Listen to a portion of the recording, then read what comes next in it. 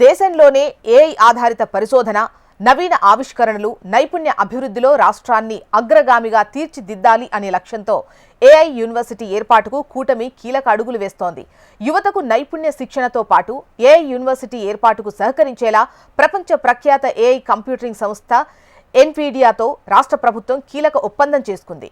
ఈ ఒప్పందం ద్వారా 10,000 మంది విద్యార్థులకు ఏఐ నైపుణ్య శిక్షణ అందించబోతున్నారు. దీంతో పాటు 500 ఏఐ ఆధారిత స్టార్టప్ల అభివృద్ధికి మద్దతివ్వనున్నారు.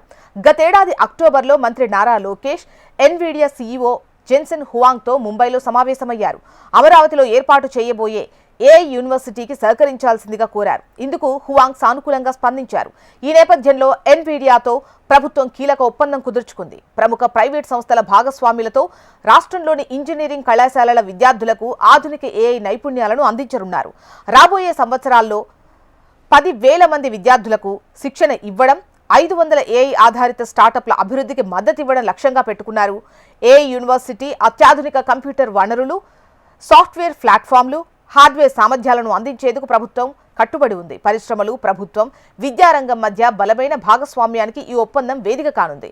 విద్యార్థులకు ప్రాజెక్టులు, పరిశోధన, మార్కెట్ అవకాశాలు, మెంటర్షిప్ వంటి అనేక అవకాశాలు కల్పించబోతోంది.